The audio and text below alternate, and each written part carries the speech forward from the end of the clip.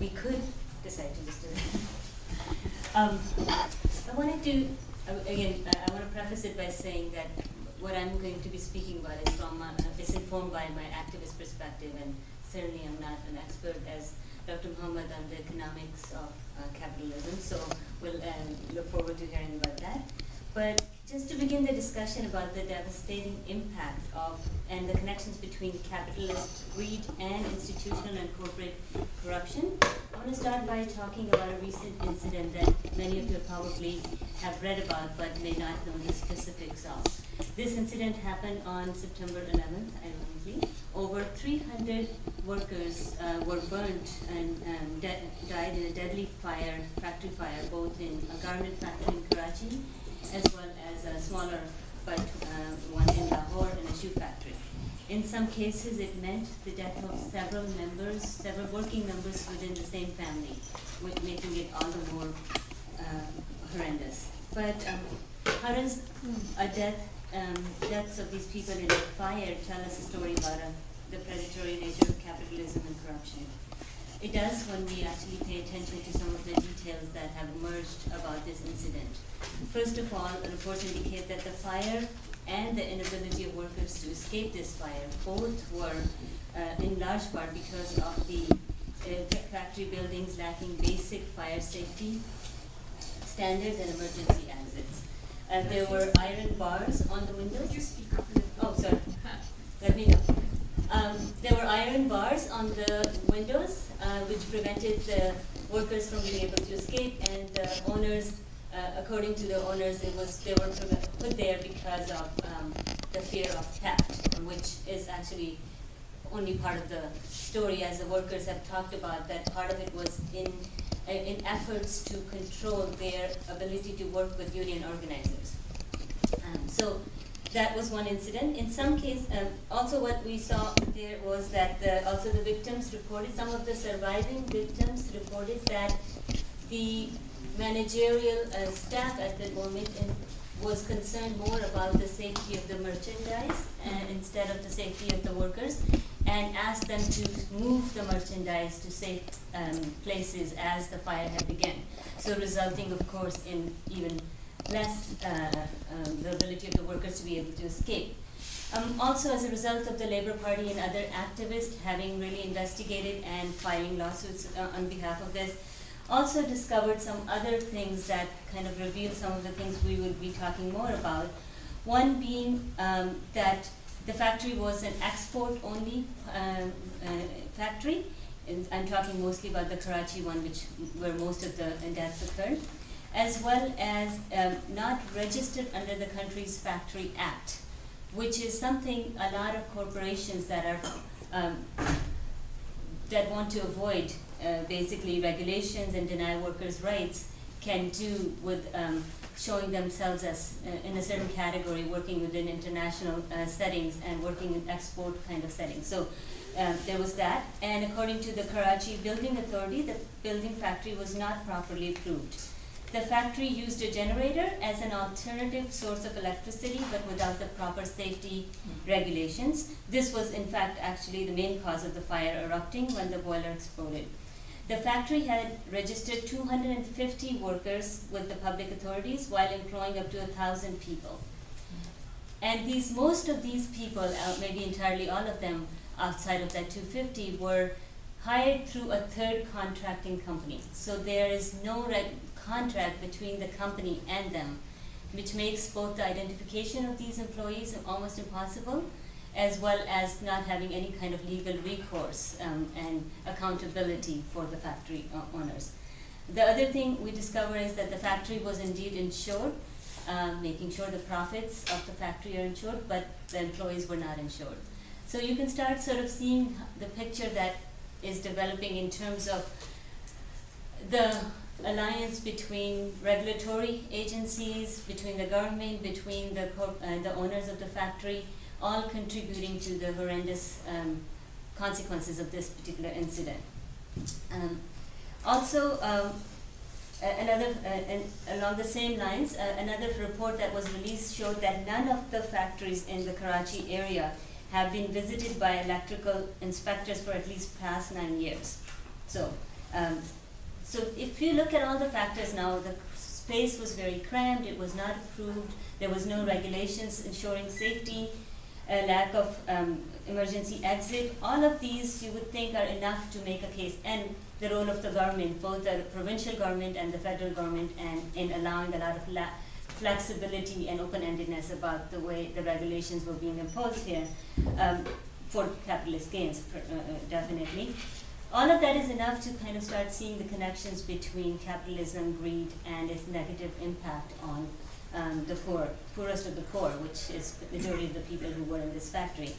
But that's, to add to the picture, it turns out that all these violations somehow escaped the attention of the auditors who spent 4 days there and at the plant following what was said to be the highest international standards.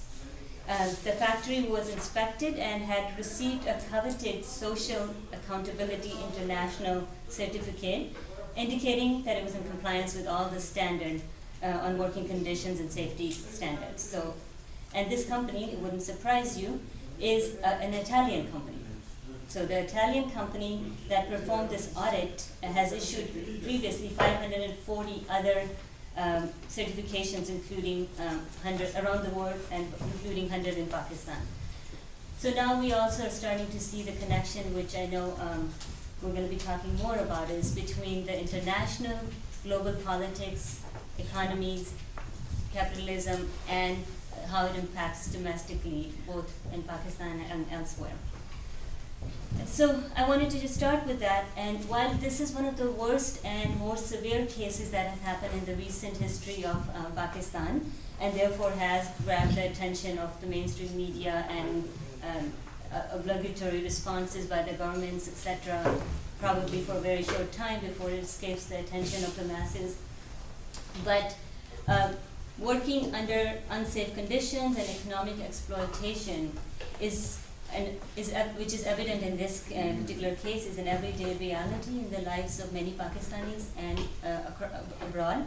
So to explore this phenomenon a little bit further, I want to sort of draw your attention between several other institutions that make up this picture complete, particularly in the case of Pakistan, but also true globally, and as we'll see, most likely in Bangladesh too. It would be impossible to talk about Pakistan's corruption and capitalism without talking about the role of Pakistani military. As both an institution that virtually controls Pakistan politically, but also has a significant economic stake within the private sector. You may or may not know that since the 1950s, with the forming of what was called the Fauji Foundation, Fauji means military, and the role of military capitalism has become significant, and they currently are one of the largest single entity holding most of the private sector, and this is real estate, businesses, subsidiaries, and other organizations and individuals.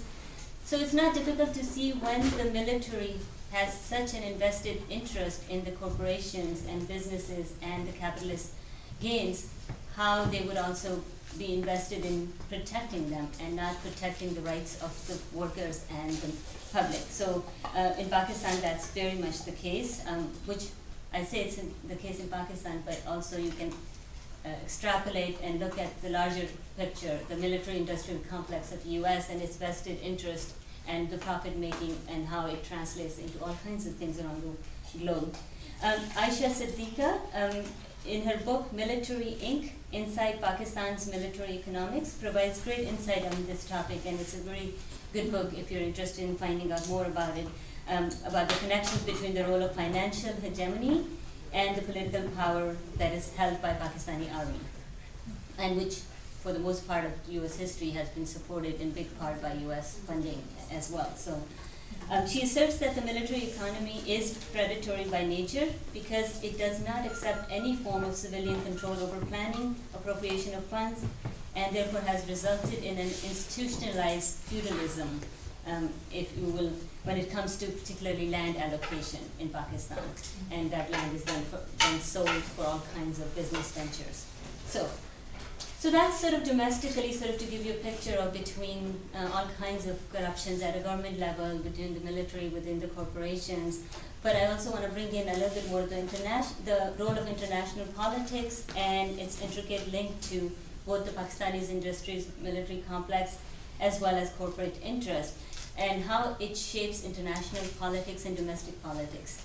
One salient example of that is the bombing of Pakistan by the drone attacks by US in this North Waziristan area, where millions of people were internally displaced because of that. So using security and that whole propaganda that we hear also in the war on terrorism within the country, many of these people were forced to leave their homes, never were allowed to go back, and you wonder what's happening with that land. Well, you wouldn't be surprised that that land is now being appropriated for all kinds of business ventures and development as funded by all kinds of neoliberal developmental policies.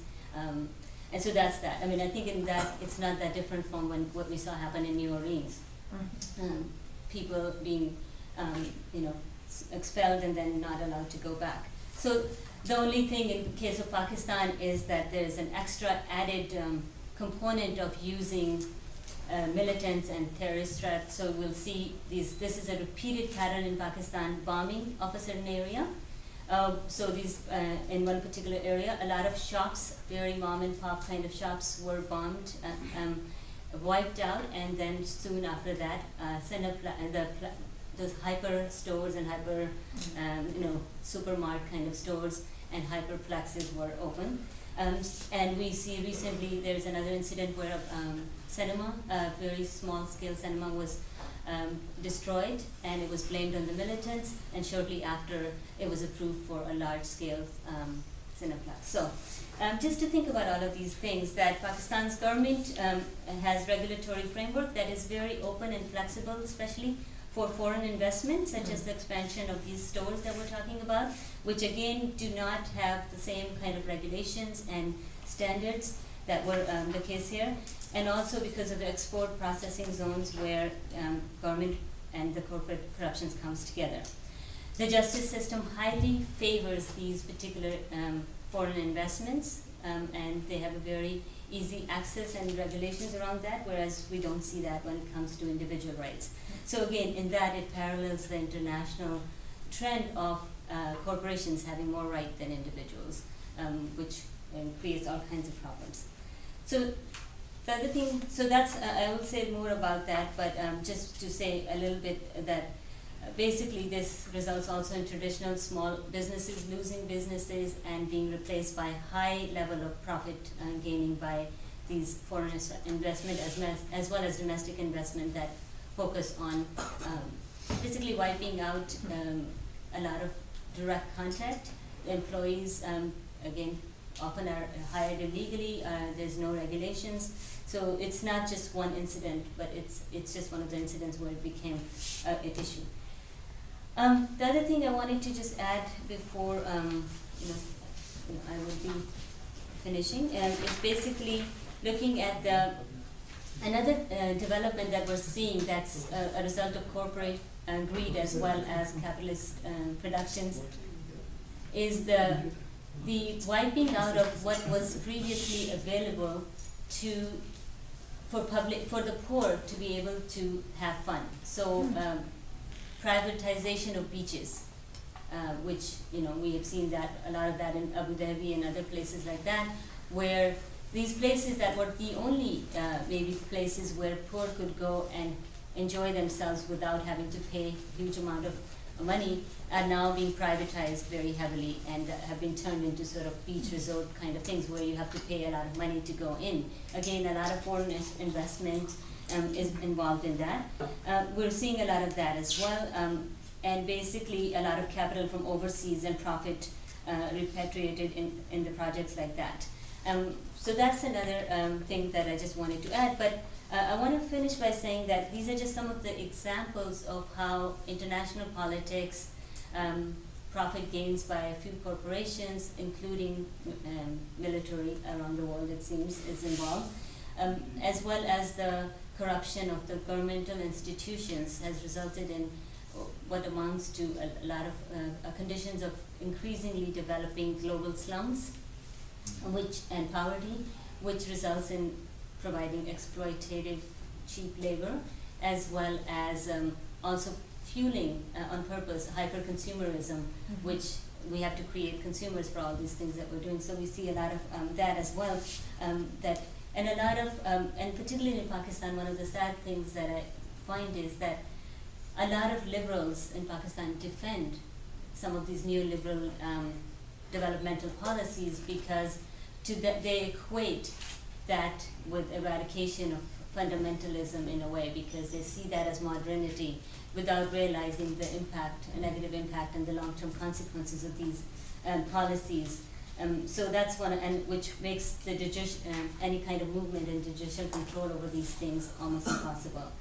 So I want to end with that basically to understand these policies of economic exploitation, the role of corruption, capitalist gain, in Pakistan and elsewhere, it's important to see the connections between the international and global economic policies of neoliberalism, politics, and multiple aspects and players that work together to create these conditions within which these individuals are exploited and poverty is on the increase. Also, in the end, then the solutions are provided also by corporations and businesses like IMF and World Bank, which further fuel what I would consider almost the solutions that are misguided also as well.